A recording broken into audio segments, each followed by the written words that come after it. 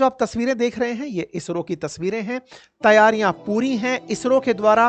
बाकायदा इस मशीन को यानी कि इस सैटेलाइट को जीएसएलवी पर लोड कर दिया गया है। अब इसके लॉन्च होने का इंतजार है।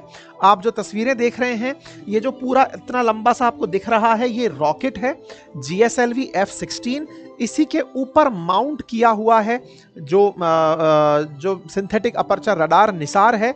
इसी को ही लॉन्च किया जाएगा और धरती की सतह से लगभग 750 किलोमीटर दूर लो अर्थ ऑर्बिट में ही सही लेकिन सन सिंक्रोनस ऑर्बिट में इसे छोड़कर आया जाएगा। ठीक है, अब एक एक करके हम इसकी सारी बातें करना शुरू करते हैं। सन सिंक्रोनस ऑर्बिट क्या है, सारी बातें थोड़ा सा समझते हैं, क्या कहानी है, डिटेल में अब चलते हैं। देखिए क्या है, सबसे पहली बात, इसरो और नासा मिलकर के कुछ भेज रहे हैं, नाम दिया गया सिंथेटिक अपर्चर रडार। काम होगा कि ये पृथ्वी की बहुत बढ़िया तस्वीरें लेगा, लेकिन अगर आपको पूरी धरती का चक्कर काटना है वो भी बिना तेल खर्च किए तो आपको ऐसी जगह जाना होगा जहां पर ग्रेविटी आपको ज्यादा परेशान ना करे, बस इंजन भर का आपको फ्यूल देना पड़े और वो भी छोड़ने तक के काम में आए। में अर्थ के चारों तरफ चक्कर काटने वाला ये जो सिस्टम हमने तैयार किया है ये 12 दिन में पूरी पृथ्वी का चक्कर काट लेगा। 12 दिन में पृथ्वी का चक्कर काटेगा तो क्या ये पृथ्वी पर आकर नहीं गिर जाएगा? एक बहुत बेसिक सा बच्चों के दिमाग में उठने वाला प्रश्न। नहीं साहब, ये नहीं गिरेगा। क्यों नहीं गिरेगा? क्योंकि इसको जिस जगह छोड़ा जा रहा है वो सन के साथ सिंक्रोनस है। एक तरीके से सन जहां खींच रहा है, अर्थ जहां ग्रेविटी में खींच रही है, दोनों के साथ सिंक्रोनाइज होकर ये चल रहा है। ग्रेविटी से बैलेंस्ड है, ना इधर गिरेगा ना और कहीं अंतरिक्ष में जाकर जाएगा। इस तरह से छोड़ा जाएगा कि ये प्रॉपर जगह पर ही मूव करता रहेगा जब तक आप इसे मूव करने देंगे। इसमें इसके जरूरत भर के काम के लिए सोलर पैनल्स लगा दिए हैं जो बाकी जो मशीनें हैं उनको चलने के लिए ऊर्जा देते रहेंगे। अच्छा, कि एक तरह की मशीन है जिसको अंतरिक्ष में टांग दिया गया है, 750 किलोमीटर ऊंचाई पर टांग दिया गया है और वो अर्थ की तस्वीरें लेने वाली है। अर्थ की तस्वीरें लेगी, कितनी दूर तक की ले लेगी?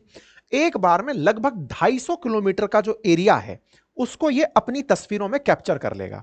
अच्छा, तो ये लगातार क्या फोटो लेने वाला है क्या? नहीं। अगर ये लगातार फोटो लेने लगा और अर्थ का 12 के दिन में पूरा चक्कर कर देगा और लगभग 3 साल और कहीं लिखा है 5 साल का इसका कार्यकाल होगा, 5 साल का कार्यकाल होगा, ऐसे में तो ये पगला जाएगा। कितनी तस्वीरें लेगा भाई? कितनी ज्यादा इसके अंदर हार्ड ड्राइव्स लगनी होंगी, कितना सारा डेटा इसको प्रोसेस करना होगा, ये तो मुसीबत हो जाएगा। तो फिर तरीका क्या रखा गया?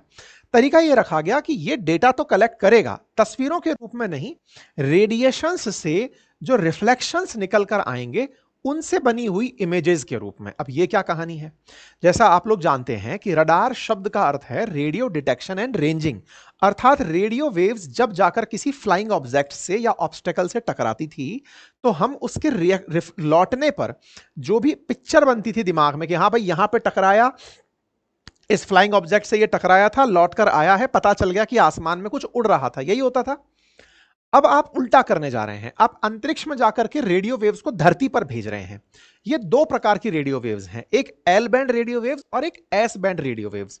बैंड मतलब आप एक तरह से वेवलेंथ के तरीके से ट्रीट कर लीजिए। एल बैंड जो रेडियो वेव्स हैं वो धरती को पेनिट्रेट तक कर जाएंगी, मतलब ये एक्सपेक्ट किया जा रहा है कि थोड़ा और गहराई तक भी पता लगा लेंगी कि हाँ भाई इतना अंदर तक का डेटा इसके पास है।